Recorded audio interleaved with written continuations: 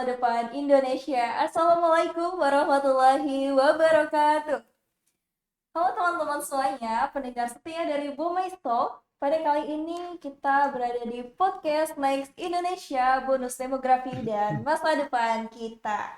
Jadi teman-teman semuanya, di episode kali ini kita bakal bahas topik yang tentunya super duper menarik dan sangat relate sekali bagi kita generasi Z ya, yang katanya generasi Zoomer, yaitu terkait dengan bonus demografi dan masa depan kita. Seperti yang kita tahu nih, bahwasanya Indonesia ini sedang berada di masa yang disebut sebagai bonus demografi, di mana jumlah penduduk usia produktif ini jauh lebih besar dibandingkan dengan usia non-produktif. Jika dikelola dengan baik, tentunya kondisi ini akan menjadi suatu peluang emas untuk meraih visi Indonesia emas di tahun 2045. Nah, tentunya pada kali ini kita nggak akan bahas sendirian nih teman-teman, karena sudah hadir narasumber kita yang luar biasa nih, yang akan berbagi pandangan dan juga pengalamannya seputar tema ini. Yaitu di samping saya ada Bapak Fahmi Latif Putra. Halo Bapak. Halo Siti Habibah. Iya Bapak, gimana nih kabarnya Pak? Alhamdulillah sehat ya. Habibah sehat juga ya? Alhamdulillah sehat Pak. Bapak udah tahu belum Pak, kita bakal bahas apa nih ke depannya? Tentu sudah tahu ya, yang sudah saya Iya. siapkan benar-benar materinya. Sudah matang sekali ya Pak. Tapi saya izin memperkenalkan Bapak dulu nih ya ke Boleh, silakan, penonton-penonton, silakan. barangkali kepo nih siapa pemateri kita gitu ya. Jadi Oke. teman-teman, pemateri kita yaitu Bapak Fahmi Latif Putra, merupakan seorang magister agribisnis lulusan Universitas 11 Barat Surakarta yang memiliki pengalaman dalam pemasaran digital, pengembangan SDM, riset, dan juga pemberdayaan masyarakat. Dan Pak Fahmi juga pernah menjabat sebagai manajer pemasaran di BUMP PT Pengayom Tani Sejagat, digital marketing di PT Hagia Bahagia Bersama, serta Ketua PPK KPU Kabupaten Cirebon. Dan saat ini beliau aktif sebagai Ketua Bidang Penelitian dan Pengembangan di Lembaga Pengembangan Pertanian PCNU Kabupaten Cirebon. Dan dalam dunia organisasinya, Pak Fahmi ini pernah menjadi Sekjen PMII Jawa Tengah dan Presiden BEM Fakultas Pertanian UNS. Masya Allah, Bapak sangat baik sekali ya Terima kasih, pengalamannya. terima kasih. Nanti mungkin Bapak bisa sharing-sharing nih ke Gen Z, Harus, termasuk saya harus. sendiri, gimana sih caranya biar pengalaman dan juga apa yang pernah kita lakukan tuh dapat bermanfaat bagi keberlanjutan di Indonesia nih Pak. Apalagi sekarang Gen Z itu terkenalnya sebagai generasi yang punya mental strawberry dan lain sebagainya gitu ya. Nanti mungkin bisa dibahas ya Pak sama Bapak. Boleh, boleh. Oke Pak, mungkin kita bahas dari definisinya dulu nih Pak, biar kita tuh tahu sih apa itu Mm-mm. dari bonus demografi itu sendiri. Nah, menurut pandangan Bapak gimana sih bonus demografi itu Pak? Oke, terima kasih kesempatannya sudah diundang ke podcast ini. Sebuah kehormatan bagi saya pribadi untuk berbagi ilmu kepada teman-teman terutama di Gen Z ini ya. Iya. Ini kan sebuah tantangan besar bagi kita. Terkait bonus demografi, secara teoritis sudah disampaikan oleh Mbak Siti Habibah tadi, di mana posisi usia produktif itu lebih tinggi daripada usia non produktif. Sehingga dengan demikian angka rasio ketergantungannya juga semakin rendah. Ini kan bagus buat negara kita ya. Kurang lebih seperti itu, Mbak Siti Habibah. Oke, berarti ini kalau dimanfaatkan dengan baik akan mempengaruhi perekonomian dan tatanan Indonesia nih Pak Betul, ya. betul kalau dengan Tapi baik ya. kadang ada aja nih Pak, kayak misalkan beberapa tantangan dan hambatan dari bonus demografi itu sendiri yang mungkin nanti akan kita bahas Boleh. selanjutnya ya Pak. Oke. Tapi Pak, perlu kita ketahui ya bahwasannya Indonesia ini katanya akan mengalami puncak bonus demografi ini sekitar tahun 2030 nih Pak. Betul. Mungkin bisa dijelaskan sedikit nih menurut Bapak, kenapa periode ini nih disebut sangat penting banget gitu Pak? Kenapa sangat penting?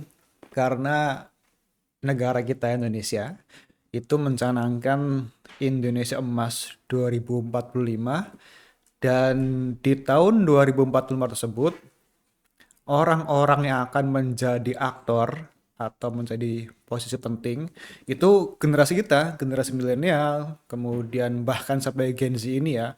Makanya kemudian kalau kita tidak mempersiapkan diri terhadap bonus demografi ini, maka sayang banget karena sebagian orang bilang bonus demografi ini tidak terulang.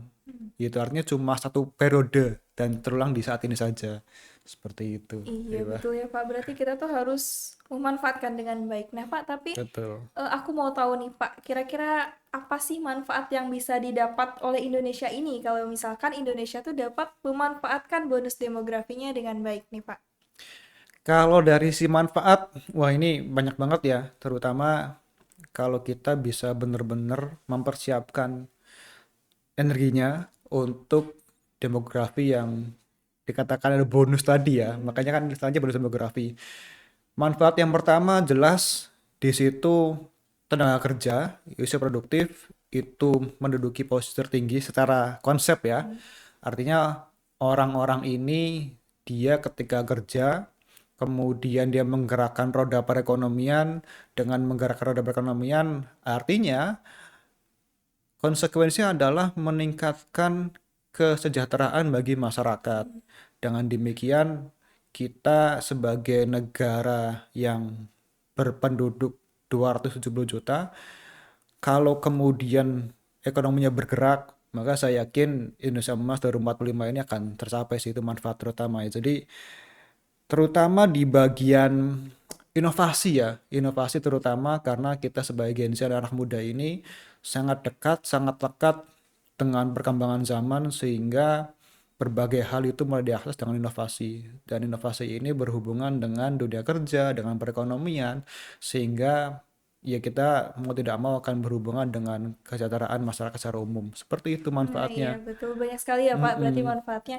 Tapi nggak bisa dipungkiri nih Pak bahwasannya kadang pemerintah itu sudah menyiapkan beberapa program atau beberapa regulasi yang bagus gitu terkait dengan peningkatan anak muda itu sendiri. Betul. Tapi kadang ada nih Pak resiko yang bisa muncul, salah satunya tuh kadang generasi Z-nya atau generasi Zoomer-nya tuh yang kadang nggak siap nih terkait dengan bonus demografi ini. Padahal ini kan merupakan salah satu momentum yang paling Mm-mm. berharga gitu jika dimanfaatkan dengan baik nih Pak. Gimana nih Pak kalau misalkan ada resiko yang bisa muncul kalau misalkan generasi mudanya yang malah nggak siap gitu Pak? Oke, ya ini lagi-lagi dua mata uang ya, atau Iya. dua mata pedang. Satu sisi itu bisa berpengaruh positif, satu sisi juga berpengaruh negatif. Sebelum ke resiko, saya coba uraikan kenapa bonus demografi ini menjadi penting, apalagi di tahun 2020 hingga 2035. Ini merupakan posisi puncaknya teman-teman sekalian. Posisi puncak di mana orang-orang terutama di Gen Z ini memiliki peran-peran penting di situ. Nah, dengan demikian akan berpengaruh besar. Nah, resikonya apa? Yang pertama terkait pengangguran terutama ya. Nah, bonus demografi ini di sisi lain itu mempersiapkan SDM untuk bekerja, tapi kalau SDM-nya ini mungkin nggak capable dengan lapangan pekerjaan yang ada, maka ya lagi-lagi kan pengangguran. Nah, resiko yang pertama itu, terutama di negara kita itu kan, kalau teman-teman tahu ada skor PISA ya. Skor PISA itu kalau bahasa mudahnya itu menghitung tingkat literasi di kita, di negara kita, anak mudanya semelek apa ke literasi. Ternyata kita masih menduduki posisi 69 dari 81, itu kan rendah sekali ya. Ya, saya sebagai dosen investasi ya, kalau teman-teman berpikir sebagai saya seorang investor, ketika pengen buka investasi di negara Indonesia, mikir dulu dong gitu kan. Mikir dalam artinya seperti ini. Oke, saya buka investasi, buka pabrik di Indonesia. Kalau kemudian sumber daya masuk, kemudian regulasi masuk, berikutnya kita mikir SDM-nya bagaimana. Ternyata setelah dicek SDM-nya, wah ini literasi rendah sekali gitu kan. Itu PR lagi tuh. Dalam arti kalau kita berpikir literasi rendah sebagai investor, ini orang-orang bisa diajak kerja nggak ya? Ini orang-orang kalau dikasih aturan baca nggak ya? Itu kan seperti itu ya. Kayak gitu, itu kan PR. Artinya, atau kemudian ketika di challenge, dikasih tantangan baru, diterima, di challenge ke tantangan baru, kan itu harus mereka tetap belajar ya. Belajar itu kan tetap ya identiknya dengan membaca. Kalau teman-teman ternyata Gen Z ini SDM-nya skor pisahnya sangat rendah, ya kita sebagai orang-orang investor berpikir ulang seperti itu. Artinya kalau kemudian resiko yang pertama adalah pengangguran, artinya kalau teman-teman Gen Z ini nggak mempersiapkan diri dari segi literasi, dari segi skillnya, itu wah berat sekali teman-teman sekalian, sehingga penting bagi kita resiko pertama itu ditanggulangi. Terus resiko yang kedua itu ada kesenjangan sosial. Kesenjangan sosial dalam artian kalau di satu sisi sudah pada kerja, kemudian sudah dapat pendapatan yang baik, sisi yang lain juga kita bisa bedakan lah, dalam artian ada Gen Z, ada anak-anak muda yang dia itu mau fighting ya, fighting memperbaiki dirinya, kualitas dirinya. Sisi lain ada anak-anak muda yang dia itu males yun sewu rebahan, akhirnya dia tidak update dengan dunia luar, tapi update dengan hal-hal yang lain seperti itu, sehingga di sisi lain satu sisi ini lari kencang banget, satu sisi itu ya begitu lamban, sehingga kalau itu terjadi kan terjadi kesenjangan sosial gitu. Kesenjangan sosial dalam artian seperti itu, apalagi kalau anak-anak muda sekarang saya sering melihat di sosial media itu, katakan seperti ini, ada game yang lucu, jangankan kenapa orang pengangguran susah nyari kerja, karena yang udah kerja aja nyari sampingan gitu kan. Iya itu kan lucu juga ya. Ya dan itu ternyata ternyata memang dialami oleh teman-teman saya terutama gitu kan. Jadi katakanlah sudah bekerja dan ternyata mereka masih masih masih mencari side hustle kayak gitu. Nah, itu yang sisi yang kedua adalah kesenjangan sosial.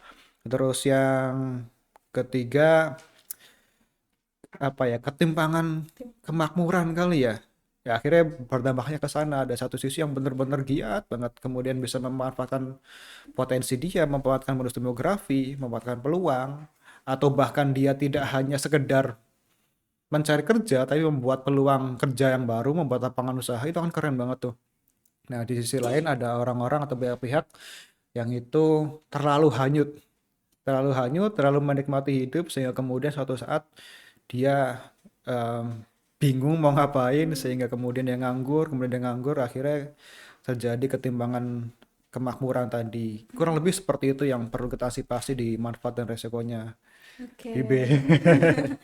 Cukup padat sekali nih Pak Mm-mm. penjelasannya, berarti pengangguran itu lagi-lagi balik lagi ke SDM-nya nih Pak ya, Betul kualitas SDM. SDM-nya gimana sih, skill yang dimiliki, lalu kualitasnya seperti apa gitu ya. Karena pengangguran tuh nggak serta-merta kesalahan dari pemerintah gitu ya. Karena kadang pemerintah udah menyediakan lowongan kerjaan, udah menyediakan bagaimana caranya agar mendapatkan pekerjaan yang baik dan benar gitu ya.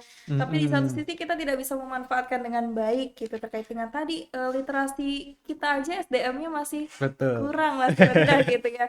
Jadi bisa ditingkatkan lagi literasinya dan bisa dikembangkan lagi skill yang kita miliki gitu ya, Mm-mm. sehingga kita dapat memanfaatkan bonus demografi ini dengan sebaik mungkin Betul, ya. betul, betul. Eh, Oke nih Pak, berhubung saya kan dari Gen Z nih Oh Pak, iya. mau nanya nih Pak, menurut Bapak sendiri nih, kalau kita bicara soal Gen Z, Mm-mm. apa sih karakteristik yang paling menonjol nih Pak di generasi ini Pak? Tolong jangan katakan yang generasi strawberry itu. Mungkin bisa dijawab Pak. Oke, apa yang dominan menonjol ya? Jadi Gen Z ini sebenarnya menarik untuk dibahas ya. Dibahas dalam artian hampir beberapa eh, pembicaraan atau kemudian kita melihat di sosial media atau internet gitu kan.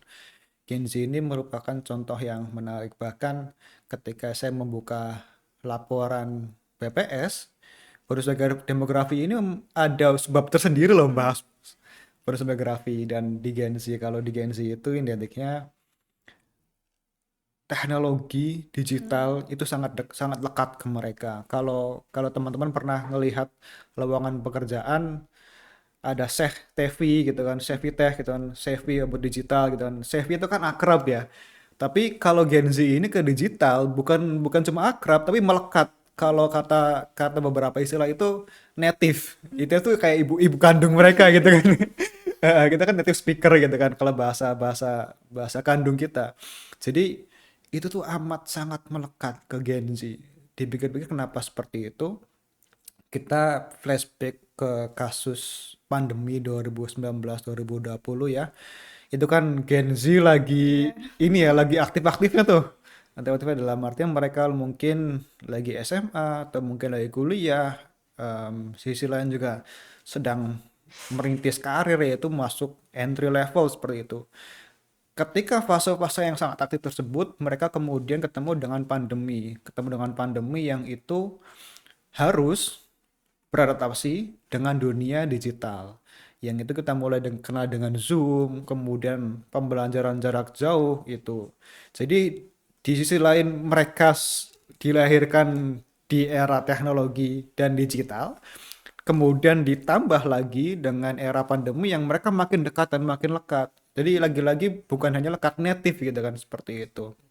Nah, kalau kalau Gen Z, jadi saya katakan native dengan digital. Terus yang berikutnya, dia itu punya Gen Z ya, dia itu punya kemampuan untuk multitasking dan kemampuan untuk bahasanya hyper connected ya, Oh, iya. terhubung dengan siapapun. Ya kita terhubung dengan miliaran orang di sosial media dan Gen Z sangat akrab dengan mereka sehingga kalau yang pertama saya katakan apa yang melekat di Gen Z, yang pertama dia itu native terkait digital dan teknologi, yang kedua dia multitasking dan apa tadi hyper connected. Dengan hyper connected dia peluangnya besar juga sih, tapi ya lagi-lagi sosial media kan bukan tempat yang lagi-lagi sepenuhnya aman ya. Iya, betul. Gitu kata kalau melekat Gen Z dua hal itu Habibie.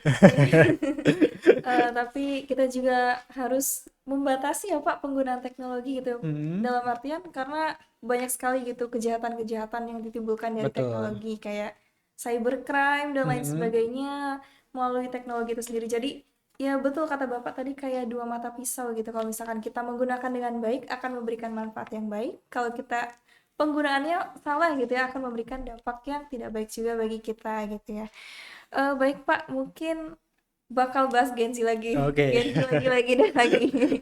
Kira-kira tantangan terbesar apa nih yang menurut Bapak yang akan dihadapi oleh Gen Z dalam dunia kerja dan pendidikan saat ini nih Pak? Apalagi banyak banget nih kayak influencer dong gitu. Gimana nih Pak? Tantangan apa aja nih? Yang pertama saya menyambung dulu terkait digital ya. Digital itu memang hal yang di sisi lain perlu kita antisipasi. Teknologi kita perlu antisipasi. Tadi dikatakan ada cybercrime, ada banyak hal lain lah. Hmm. Ada phishing, ada cybercrime ke arah sana. Tapi sebelum ke sana pun kita juga mesti aware, mesti hati-hati dengan kemampuan kita untuk berdigital. Bibi pernah ngecek nggak berapa lama screen time per hari di HP? Aduh, kayaknya lama deh Pak. Buat scrolling scrolling. Itu nanti bisa dicek. Nanti Bibi atau mungkin saya atau teman-teman yang lain bisa dicek di HP kita sudah cukup canggih kan. Dalam artian berapa lama kita screen time. Nanti kita lihat tuh screen time kita banyaknya di sosial media kah, TikTok kah gitu kan, di Instagram kah, di X kah gitu kan, kemudian habis di WhatsApp kah, atau mungkin di screen time-nya habis di Zoom. Kalau Zoom kan oh berarti orang sering rapat nih, Iya. sering ikut pelatihan nih gitu kan.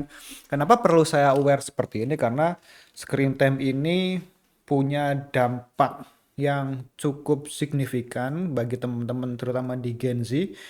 Ada sebuah em, penelitian yang menarik, itu ada laporan dari Surgeon General Support bahwa tadi Gen Z itu punya peluang anxiety yang cukup besar.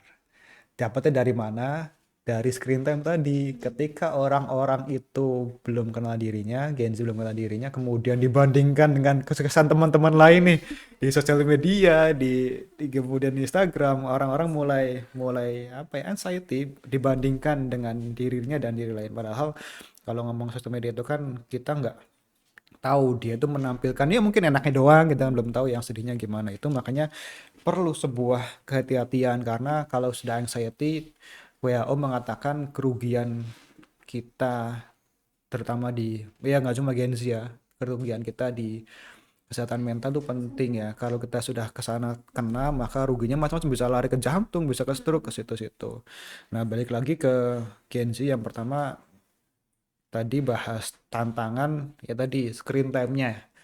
Screen time-nya kalau emang dibuat untuk belajar, berdiskusi itu bagus banget teman-teman sekalian. Nah, tantangan yang kedua adalah tadi terkait mengelola screen time, yang kedua terkait career path. Karir P itu jalur karir kita teman-teman sekalian. Kenapa dikatakan seperti ini?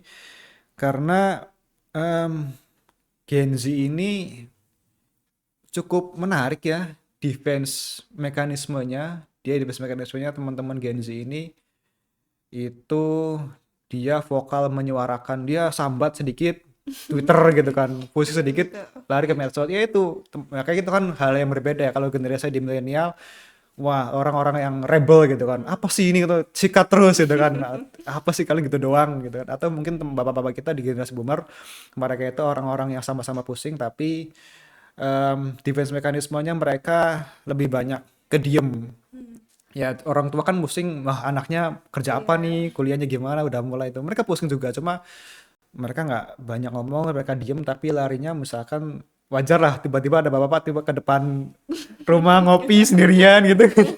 Atau mungkin tiba-tiba dia mancing atau tiba-tiba dia naik gunung, itu lari defense mekanisme dia berbeda-beda. Nah defense mekanisme anak muda ini di Gen Z itu dia larinya ke medsos ya, medsos kemudian dia menyuarakan hal lain sehingga eh, buruknya itu ada kualitas hidup yang dipertaruhkan. Artinya kalau ngomong ke pencapaian karir atau jejak karir, em, ya bagi orang-orang yang belum kenal dirinya di Gen Z itu, wah itu goyah banget tuh tantangan itu. Dalam artian goyah, tadi saya katakan umur sekian sudah punya uang sekian, umur sekian udah punya uang sekian, atau kemudian udah punya pembelian ini udah sekian, sekian sehingga mereka goyah. Sehingga kemudian ketika goyah itu dia mulai meragukan karir path-nya. Jadi sebenarnya itu tantangan yang cukup besar. Ya, dua tadi yang terutama di pengelolaan screen time, yang kedua di career path. Sebenarnya kalau career path mereka juga bisa handle dengan baik, diri dengan baik, yakin kok bagus hasilnya gitu kan. Saya dari Gen Z jadi sedikit ketar-ketir tadi, soalnya suka scrolling gitu ya, jadi harus dibatasi juga nih terkait dengan screen time-nya ya. Kalau misalkan Mm-mm. screen time digunakan dengan Zoom dan lain sebagainya untuk belajar dan lain sebagainya gitu, bukan cuma scrolling TikTok ya dan lain sebagainya. Baik Pak, tadi kan terkait dengan Gen Z dan juga bonus demografi nih. Kira-kira skill atau kemampuan apa yang wajib atau harus banget nih dimiliki Gen Z untuk menghadapi bonus demografi ini, Pak? Iya, skill apa ya gitu Iya, kan, skill skill. apa. Jadi selain tadi ada tantangan, kita juga ngomong peluang, peluang gede banget. Makanya Bibe nggak usah khawatir tuh. Ayo Apa tuh, teman-teman nggak Pak? usah khawatir, tenang aja. Nggak usah khawatir seperti dalam artian teman-teman Gen Z ini lagi-lagi melek dengan teknologi, dia punya kemampuan inovasi yang sangat-sangat baik. Kemudian juga dia simple orangnya ya. Dia simple orangnya dalam artian seperti ini. Dia bahasanya kalau ada cara termudah menyelesaikan pekerjaan, kenapa nggak ditempuh gitu kan? Saya lupa itu kalimatnya pemilik Apple atau siapa katakan seperti itu. Jangan jangan remehkan orang yang malas katanya. Kenapa jangan remehkan orang malas? Karena orang malas ketika dia dikasih pekerjaan, dia pasti akan menemukan cara tersimpel dan termudah Oke, menyelesaikannya. benar-benar. itu itu saya katakan ya teman-teman Gen Z kayaknya punya itu deh gitu dia. Tapi tadi ya jangan singkat tapi nggak bener gitu kan kayak gitu. Nah, menyambung ke kemampuan apa yang perlu dimiliki oleh Gen Z tadi. Em, Gen Z ini harus punya kemampuan untuk menyatukan konsep-konsep preservasi dan inovasi. Preservasi ini kayak kita juga perlu dengerin loh omongan-omongan orang tua. Kita juga perlu dengerin loh nasihat-nasihat dari kakak-kakak kita, kemudian dari guru kita, dosen-dosen kita. Karena mereka itu adalah orang-orang yang sudah mengenyam asam garam kehidupan. Kalau Gen Z kan lihatnya dari layar ya gitu kan. Ternyata curhat pengalaman hidup seorang selebgram begini begini begini itu kan nggak sepenuhnya dibenarkan atau mungkin hal-hal lain yang memang disembunyikan. Jadi kemampuan preservasi ini perlu digali dalam artian kita juga perlu belajar sejarah, perlu mengenal diri kita sehingga ini ketika dipadukan dengan dengan inovasi-inovasi yang dimiliki oleh Gen Z, saya pikir itu bakal keren banget sih ya. Jadi ibaratnya gini, masyarakat kan berbeda dengan apa yang kita lihat di sosial media, di layar ya. Si teman-teman juga perlu melihat tuh kemampuan preservasi dan inovasi ini perlu digabungkan sehingga titik temunya adalah masalah-masalah di masyarakat itu bisa kelar dengan kemampuan-kemampuan kita, meskipun kadang-kadang ya kalau kita Gen Z atau kemudian saya jangankan Gen Z, kayak saya kemudian milenial kemudian punya pemikiran yang boomer aja kan kadang-kadang nggak nyambung ya gitu kan. Kadang-kadang apa sih Pak, apa sih Pak gitu kan gitu. Kenapa nggak ambil cara termudah dengan teknologi? Jadi kemampuan yang perlu dimiliki ya tadi terutama tidak hanya terpaut di dunia layar, kita juga harus memiliki pembelajaran yang dalam terkait observasi, omongan-omongan orang tua, omongan-omongan dosen, kakak kita itu perlu didengarkan. Mereka adalah orang-orang yang tahu kehidupan yang nyata seperti apa. Itu kemampuan penting bagi Gen Z. Jadi omongan orang lain atau masukan orang lain itu bisa menjadi evaluasi juga bagi kita nih, ke Betul. depannya kita harus ngapain sih gitu ya.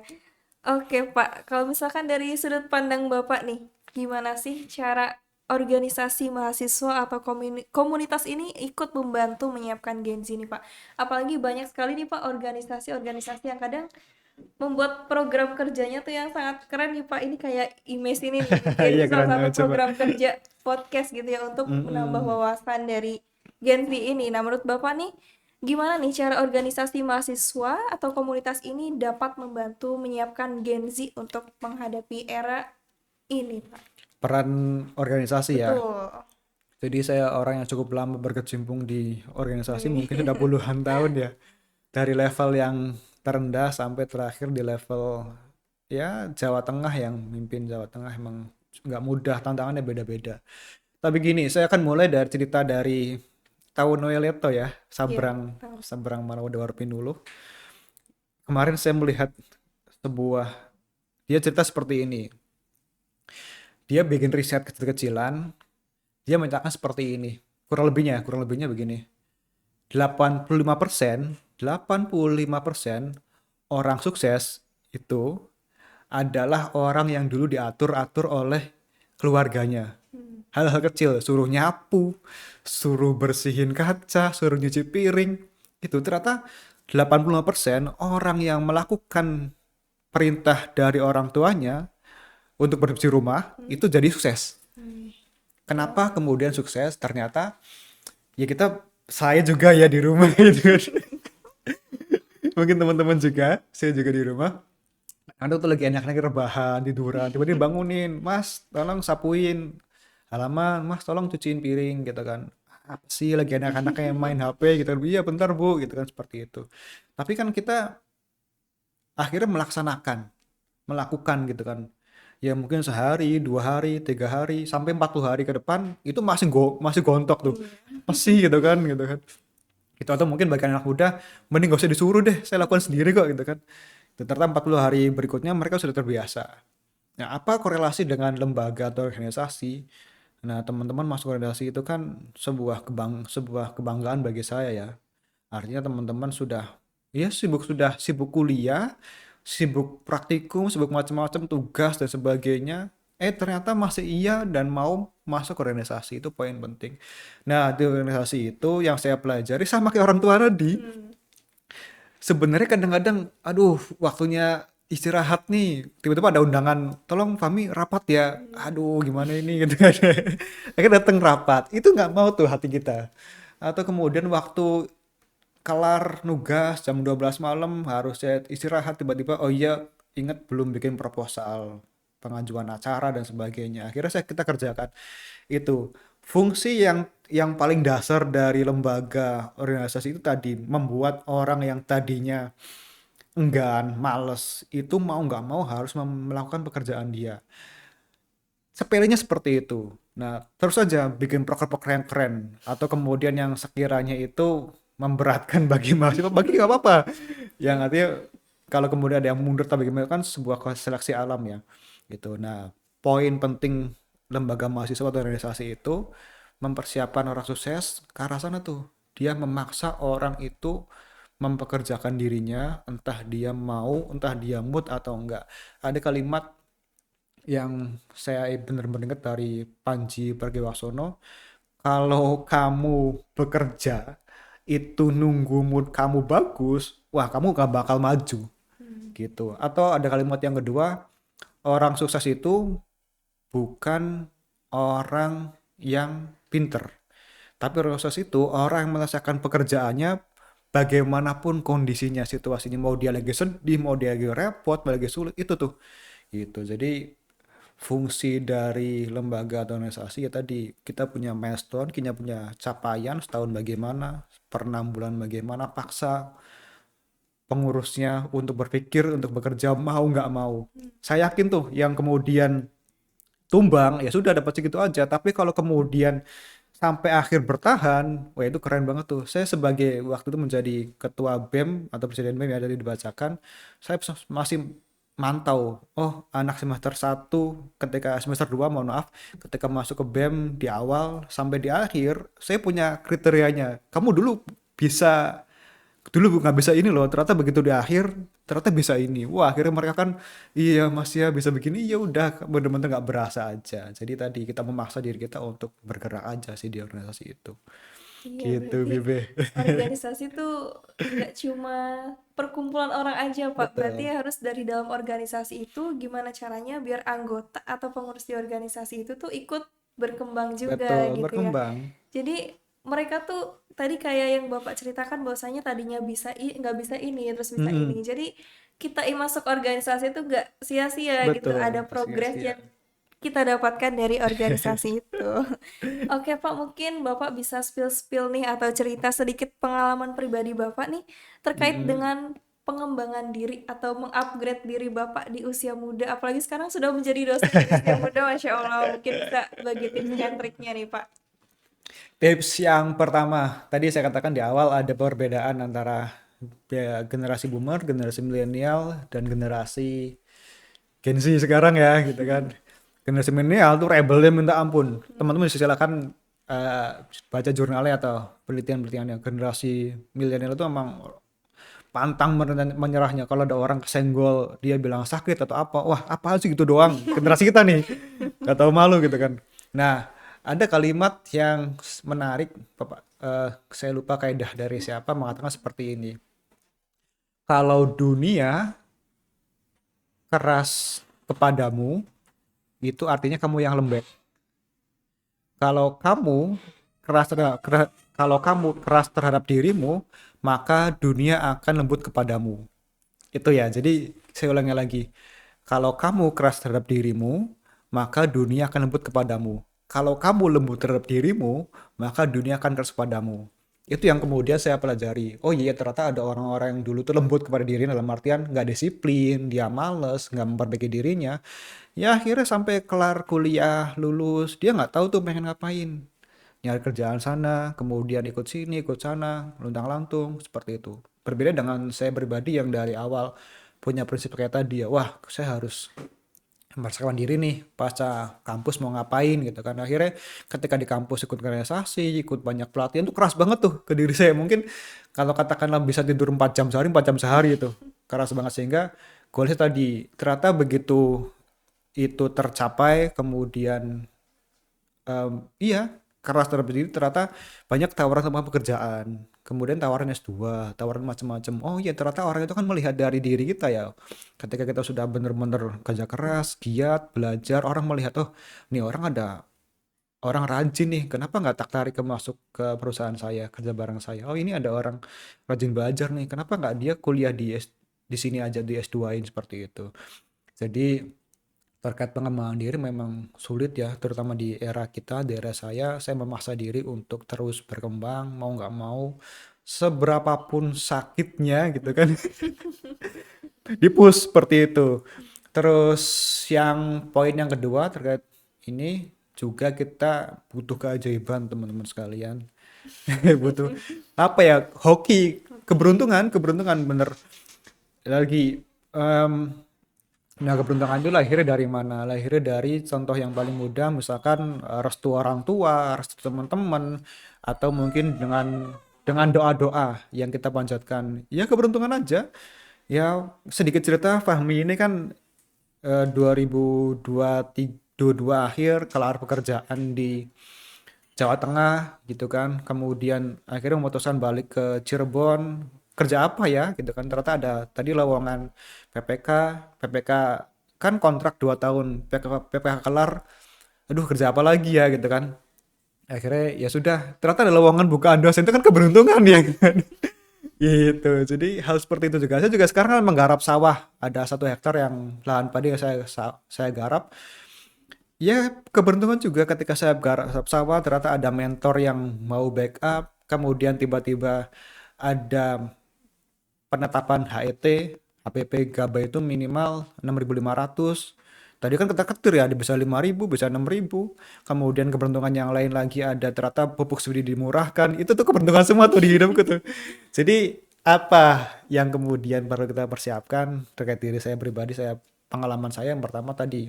Yes, enjoy aja menempa diri emang sulit sih, sulit berat bener-bener sulit ya. Atau ada kalimat yang disampaikan oleh Sabrang. Tadi lagi Sabrang ya. Dia mengatakan seperti ini, ada hukum kekekalan penderitaan. Teman-teman pasti sering dengar Iya. kekekalan energi ya. Ada hukum kekekalan penderitaan. Jadi penderitaan orang itu sudah ditetapkan. Tinggal milih mau kapan. Ibaratnya gini, ada orang yang itu ketika di sekolah itu malas-malasan belajar, tapi kemudian ketika pas ujian dia ngos-ngosan, dia nggak tahu tuh. Atau kemudian ada orang yang itu ketika di kelas dia rajin belajar, dia ngos-ngosan sampai nangis, bangun tengah malam gitu kan. Tapi kemudian pas exam, pas ujian dia mudah. Sebenarnya sama, kita ketika masuk di bangku sekolah itu pasti ada kesulitannya. Mau tinggal pilih tuh, mau di depan ketika kita belajar tapi ketika ujian kita gampang, atau pilih kita leha-leha di awal tapi ujiannya di akhir. Seperti teman-teman sekalian. Makanya saya pilih ujiannya di awal. Saya belajar macam-macam, belajar macam-macam lah seperti itu. Sehingga kemudian ketika ada keberuntungan datang, saya tuh udah siap. Gitu, Bibi. Ini kata-katanya deep banget nih Pak. Tadi kan katanya kalau kita keras ke diri kita maka dunia akan lembut. Kalau kita lembut ke diri kita maka dunia akan keras ke Betul kita gitu sekali. ya. Jadi sesungguhnya tuh diri kita sendiri yang menentukan gimana nasib kita ke Betul, betul. depannya. Kita juga harus mempersiapkan nih kalau misalkan lagi kuliah ke depannya kita bakal kerja apa nih Iya, atau iya, kita iya. bakal apa gitu ya. Jadi kita harus punya rencana nih, kita harus prepare dari sekarang terkait dengan apa yang ingin kita lakukan di masa depan. Oke. Dan tadi juga Bapak bilang bahwasannya kita tuh apa ya Pak, generasi Zoomer tuh ya nggak boleh gini-gini aja lah, harus ada progres lah, minimal peningkatan dan juga bisa memanfaatkan kehokian yang dialami gitu ya. Iya, iya. Iya Pak. Mungkin mau tanya lagi nih Pak. Boleh, boleh. Eh, Kalau boleh tahu nih Pak, kira-kira selama ini kan Bapak udah bergelut di dunia pendidikan, di dunia pertanian dan lain sebagainya ya. Mm-mm. Itu kan pasti banyak sekali pengalaman dan juga hal-hal yang sudah Bapak alami. Nah, kira-kira hal apa nih Pak yang menurut Bapak paling menantang dalam perjalanan karir Bapak atau aktivitas Bapak yang pernah Bapak lalui itu? Gimana cara mengatasinya juga nih Pak? Bisa di spill-spill. Yang paling menantang em, ini ya, mempertahankan mimpi itu udah sudah sulit banget itu. Karena nanti teman-teman yang menyambung ke tadi ya, artinya anak-anak mahasiswa juga harus sudah mulai mempersiapkan di mungkin semester 5, semester 7 udah tahu nih pet ke depan mau ngapain. Saya punya mimpi untuk bertahan di pertanian karena itu kepakaran saya. Kemudian saya juga punya keinginan tinggal di Cirebon, artinya ya saya merasa oh ini tempat tinggal saya dan perlu berkontribusi di sini gitu kan. Itu mimpi tuh. Ternyata nanti teman-teman akan dihadapkan dengan kenyataan. Itu. Apa tuh Pak Eh, eh, kenyataannya? jadi itu idealita kita. Idealita kan dalam artian idealitanya pengen berkecimpung di pertanian gitu bidang saya. Kemudian teman-teman akan dihadapkan dengan realita. Nah, contoh seperti ini. Teman-temanku itu katakan, nah dia sebenarnya pengen nyemplung di dunia pertanian. Nah, Tapi ketika dia kelar kuliah, balik ke rumah, sudah nggak tahu pengen ngapain, tiba-tiba ada tawaran pekerjaannya bukan di dunia pertanian, dia akhirnya agak goyah tuh. Oh ya udah deh kalau gitu nggak apa-apa deh, yang penting saya kerja dulu. Kayak gitu. Atau kemudian teman-teman punya mimpi apa, punya idealita apa, atau katakan seperti saya pengen di Cirebon aja deh nyari kerjanya, bertahan di sini, bangun Cirebon di sini seperti itu. Tapi ternyata selama kurun waktu 2 tahun kemarin tidak ada lowongan pekerjaan yang nyantol ke Fahmi gitu kan, seperti itu. Itu realita tuh. Wah, itu mimpiku kan seperti itu tuh. Dua hal tadi misalkan itu digoyang tuh, apakah saya harus balik ke Jateng lagi apa ya, balik ke Solo lagi seperti itu kan mungkin peluangnya lebih besar, atau mungkin geser ke Jakarta atau ke barat ke arah sana. Itu teman-teman, tantangan terbesar kita itu mempertahankan mimpi. Idealnya kita bagaimana? Bibi punya mimpi pasti ya. Itu susahnya minta ampun, nanti pasti akan diuji. Pasti ujiannya macam-macam. Nah, soal mimpi ini hal yang penting. Saya juga mengutip. Wah, saya banyak mengutip ya. Saya banyak belajar dari orang tersebut gitu kan. Em, Mimpi itu punya energi teman-teman sekalian. Mimpi itu punya energi yang luar biasa. Dia itu tidak bisa dimatikan. Mimpi ya tidak bisa dimatikan. Paling kita hanya bisa membuat dia pingsan. Pingsan gimana tuh, Pak? Pingsan atau mungkin katakanlah saya punya mimpi, atau gini kalimatnya, kita punya mimpi, paling kita bisa hanya sekedar mengubur mimpi kita itu. Tapi ingat bahwa mimpi itu punya energi, suatu saat dia akan bangkit lagi dengan bentuk penyesalan. Sakit banget itu, waduh. Itu teman-teman pasti akan merasakan bahwa dulu saya punya mimpi untuk menjadi seperti ini, menjadi seperti mimpi bebas. Contohnya apa, pengen jadi apa Bibe? Mau jadi rektor di sini mungkin? Oke, katakan seperti ini. Bibe pengen jadi rektor gitu kan, seperti itu. Tiba-tiba Bibe kan dapat kendala S2, S2 lancar, dapat S3, S3 dapat akhirnya profesor. Ternyata saingannya berat banget akhirnya, atau kemudian di sisi lain Bibe punya tanggungan keluarga sehingga dia harus fokus di keluarga, nggak bisa fokus di kampus. Ya Bibe berpikir, ya sudah deh, saya nggak usah jadi rektor, mimpi saya kubur. Suatu saat Bibe suatu saat punya anak sudah gede gitu kan, oh iya ya, seandainya saya dulu jadi rektor di situ, itu pasti bangkit lagi mimpi itu nggak bisa dimatikan Bibe. Kayak gitu. Jadi poin penting tadi kenapa hal yang tersebut adalah mempertahankan mimpi, mempertahankan idealita kita itu Bibe. Sakit banget ya, Pak, kalau Sakit banget. mimpi gak bisa digapai, aduh. Jadi ekspektasi kita harus gimana ya, kalau ekspektasi kita udah tinggi ternyata realitanya nggak seperti itu Betul, pasti. betul, Waduh, jadi kita gimana caranya agar kita dapat mempertahankan mimpi kita itu betul. sendiri. Oke Pak, mungkin lanjut aja nih Pak ke pertanyaan selanjutnya. Mm-mm. Mungkin ini bukan pertanyaan sih, mungkin lebih Bapak boleh deh ngasih kesan dan pesan nih untuk kita anak muda di luar sana nih, gimana cara mereka itu dapat berkontribusi nyata di era bonus demografi, atau enggak jangan buat mereka deh, minimal buat aku nih Pak, apa pesan-pesan dari Bapak? Oke, Bibi, tadi sudah banyak saya jelaskan. Tadi kalau yang pertama terkait skill, kita perlu punya, kalau anak muda perlu punya yang tadi disebut dengan ini, kemampuan berpikir kritis. Jadi apalagi sekarang di era postmodernisme, di era post-truth, yang kita itu nggak tahu bener apa enggak. Kita mudah tertrigger, terpancing dengan rumor-rumor itu bener apa enggak. Kita perlu berpikir kritis dalam artian, oh kalau demo seperti ini kita saring dulu. Atau kemudian kalau kita di kehidupan pekerjaan, di kehidupan pribadi, kritis gitu kan, kita kita punya masalah apa, di masyarakat punya masalah apa, kita berpikir kritis, kita mau pecahkan. Terus yang kedua, kita juga perlu punya poin yang mudah adaptable. Lagi-lagi dunia kita dan dunia kita yang Gen Z ini berbeda dengan dunia di masyarakat sana. Mungkin teman-teman pernah KKN, pernah nyemplung ke masyarakat, organisasi juga pernah mungkin bakti sosial. Ternyata iya ya, ada hal-hal yang belum kita capture dari masyarakat. Artinya kita juga perlu adaptable di masyarakat, di dunia kerja, agar kita mudah dipakai dan disesuaikan. Adaptable ini penting banget. Artinya kita nggak tahu zaman ini mau patah kemana lagi atau berubah kemana lagi kalau kita nggak adaptable, wah itu berat banget. Terus yang ketiga kita juga harus mampu berkolaborasi, kolaboratif. Artinya kalau kita bekerja sendiri, ngos-ngosan, kalau kita bekerja individu, sudah bukan zamannya kita kolaboratif. Saya dapat apa, dia dapat apa, untung bagaimana, kolaborasi gitu kan seperti itu. Terus pesan yang kedua, persiapkan diri teman-teman untuk dunia. Saya sering kali menyampaikan ke kelas saya semester 5 itu, teman-teman sudah semester 5, tolong diperhatikan habis ini mau ngapain gitu kan. Lihat kemana, mau kerja di mana, dipertimbangkan gitu kan. Jangan sampai kemudian baru bingungnya pas lulus gitu.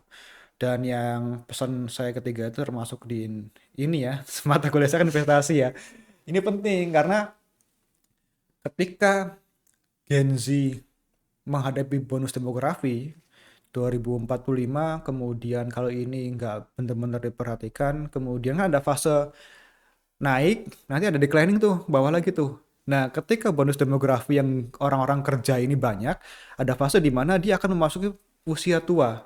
Maka piramida kependudukannya akan berbeda lagi tuh bentuknya. Nah, lebih banyak orang-orang yang tua di ujung. Nah, orang-orang tua ini kan ya nyuwun sewu. Apakah dia masih bekerja? Mungkin tidak. Nah, menyiasatinya bagaimana? Menabung dan investasi. Artinya apa? Kalau kemudian dia tahu, teman-teman tahu dia bakal memasuki dunia kerja yang itu dia nggak punya pendapatan tetap, ya disiapin dari ketika masa muda ini nabung atau kemudian investasi karena memang sekarang sudah banyak ya, sudah sangat banyak instrumen investasi yang kita bisa akses dan begitu mudah dan sangat berpihak kepada kita. Jadi jangan sampai ketika ada fase aging tadi kita nggak tahu pengen ngapain. Itu nanti masalah lagi nih bagi negara. Itu ya 3 poin penting yang perlu saya Iya, berarti sampaikan. tadi ada adaptasi, berpikir kritis, Mm-mm. sama ada apa tadi Bapak Kolaborasi ya. tadi kolaborasi ya. Heeh, Jadi kan Indonesia atau dunia ini kan pasti selalu mengalami perubahan gitu. betul. Kalau kita nggak bisa adaptasi terkait dengan perubahan itu, ya pasti kita akan ketinggalan gitu ya, akan stuck Mm-mm. di situ-situ aja. Dan aku juga setuju sih apa yang kata Bapak bilang bahwasannya kita tuh harus prepare nih terkait dengan keuangan kita dari sekarang. Salah satunya itu baik melalui tabungan, investasi, dan lain sebagainya. Apalagi Gen Z ini, aku juga lagi ini sih Pak, memperdalam gimana sih pasar modal, Oh saham, iya, dan lain boleh boleh. sebagainya gitu ya. Ngobrol sama saya nanti. Jadi iya, sedang mempersiapkan nih Pak. Jadi kan kita nggak bekerja terlalu effort gitu, tapi kita bisa mendapatkan penghasilan dari si saham itu gitu. Oke Pak, mungkin boleh kasih nih Pak 3 kata yang menggambarkan Gen Z saat ini nih Pak, yang ideal versi Bapak. Gen Z yang ideal yang pertama dia produktif, Hmm? yang kedua dia tahan banting, dan yang ketiga peduli. Ya. Peduli ya, artinya dia harus peka terhadap sekitarnya gitu. Apalagi nih Pak, ada lagi nggak kata-katanya Pak? Oh, kalau itu 3 ya. Jadi Ya. poin itu penting dan terutama dari Gen Z dan yang tadi menyambung kalimatnya dari Bibah, merencanakan ya. Ada kalimat Hmm? yang sangat saya dalami juga. Gagal merencanakan berarti merencanakan kegagalan. Nah, ini kata-kata hari ini ya Pak. Sangat-sangat puitis sekali ya Bapak ini ya. Aduh. Oke Pak, mungkin Mm-mm. ada lagi nggak nih yang ingin Bapak sharing terkait dengan bonus demografi dan Gen Z ini? Teman-teman sekalian, em, ini saya pribadi ya. Saya pribadi punya keinginan. Saya termasuk orang yang optimis kalau kita berbicara mengenai Indonesia Emas 2045 kan ada sisi dua mata uang ya. Ada ngomong enggak lah Indonesia cemas kali bukan Indonesia emas gitu kan. Tuh. Nah saya mengajak teman-teman sekalian siapapun atau dimanapun mungkin Gen Z atau siapapun lah. Mari kita wujudkan Indonesia emas itu 2045. Kenapa perlu kita wujudkan? Kita hari ini hari pahlawan ya. Kita hari pahlawan. Betul-betul. Seperti yang disampaikan oleh wah saya agak bergetar nih. Disampaikan ada Pak Rektor tadi di apa namanya? Ketika sambutan bukan sambutan apanya? Ya arahan dari Pak Rektor yang disampaikan Pak Rektor tadi menyatakan para pahlawan itu bahkan berjuang untuk negara kita semuanya, darah, uang dan sebagainya yang dia tahu, yang dia nggak tahu manfaat buat dia itu apa. Bayangkan pahlawan-pahlawan itu dia nggak tahu tuh manfaat kalau negara merdeka ini apa sih gitu kan. Nggak tahu tuh. Kata mereka tadi, saya mau tanya tadi. Mereka tuh berjuang ngos-ngosan. Ya nggak cuma tenaga gitu kan. Sampai nyawa tuh mereka mau kasih gitu kan. Gitu. Ini begitu Indonesia merdeka, mereka kemudian nggak berebut apa ya jabatan. Oh ini peran saya merdeka nih, saya pengen ini. Oh saya sudah melakukan ini nih, saya dapat ini dong. Enggak, mereka tuh enggak. Bahkan mereka berduyun-duyun bergotong royong untuk memajukan negara kita. Yang punya golden, yang punya sumbangin goldennya, punya pemikiran-pemikiran gitu kan. Yang kemudian sudah merdeka, kemudian berjuang kemudian merdeka, yang itu ada yang kemudian ya balik ke musola lagi ngajar ngaji lagi ada, yang balik ke rumahnya lagi bangun keluarganya ada, yang kemudian mereka balik ke sawah lagi nanduri ada. Semudah itu mereka pahlawan-pahlawan gitu, memang keren banget seperti itu. Nah ini adalah negara yang patut diperjuangkan. Saya optimis di saya pribadi, di teman-teman untuk memperjuangkan negara yang sudah memberikan banyak hal kepada kita. Nah, memperjuangkannya bagaimana tadi sudah saya jelaskan, Gen Z harus apa, anak muda harus apa. Nah, poin penting dalam podcast seperti ini itu kan memanfaatkan bonus demografi. Ya, kita harus ambil momentum itu sehingga di tahun 2045 yang terjadi benar-benar Indonesia emas. Ya tadi kita harus menjaga optimisme kita, tularkan optimisme kita kepada teman-teman agar Indonesia emas kayak kita. Kalau kemudian Indonesia emas tercapai, kita akan lebih nyaman tuh. Saya pribadi akan lebih nyaman dalam artian, oh Indonesia sudah lebih baik. Nanti anak-anakku juga bakal merasakan, teman-teman juga bakal merasakan ke arah sana. Oke, berarti optimis Indonesia emas bukan Optimisme. Indonesia cemas ya Iya, Pak. harus dijaga optimisme itu emang gak mudah gitu kan. Oke, Mm-mm. ini bincang-bincang kita kali ini sangat memberikan insight yang baru gitu Pak bagi Mm-mm. aku sendiri gitu ya terkait Gen Z itu ternyata banyak sekali potensi dari Gen Z ini. Ya bukan apa ya, kita tuh bukan sekedar generasi yang loyo atau apa gitu ya. Kita juga harus menjadi generasi yang tahan banting, produktif dan juga bisa memanfaatkan peluang yang ada gitu ya. Sehingga bonus demografi ini dapat dimanfaatkan dengan baik ya Betul. Pak. Oke, baik Pak, mungkin aku izin nyampein Oke, kesimpulan dulu ya boleh, untuk boleh. podcast kali ini. Iya, jadi bonus demografi ini merupakan suatu jendela kesempatan yang datangnya itu nggak dua kali. Jadi, jika kita mampu untuk menyiapkan generasi muda dengan pendidikan, keterampilan, dan karakter yang kuat, maka next Indonesia akan menjadi era kejayaan baru. Namun, jika kita lalai, peluang itu bisa berubah menjadi suatu beban. Saatnya kita bergerak bersama karena masa depan Indonesia dimulai dari kita yang sekarang. Baik Bapak, mungkin itu saja ya Bapak. Oke, Terima terima kasih untuk kasih. waktu dan Sama-sama. kesempatannya untuk Mm-mm. sharing-sharing terkait Siap. dengan generasi muda. Mungkin nanti next season kita bakal bahas topik yang jauh lebih menarik Boleh, lagi boleh, dan boleh. pastinya jauh lebih relate lagi. Mungkin Oke. terima kasih Bapak Oke, atas sama-sama waktunya ya Wiba dan Pak. teman-teman. Baik, saya Siti Habibah selaku moderator pada podcast Bomai Talk kali ini izin pamit undur diri. Mohon maaf bila ada kesalahan karena kesempurnaan hanya milik Tuhan. Terima kasih atas perhatiannya. Wassalamualaikum warahmatullahi wabarakatuh.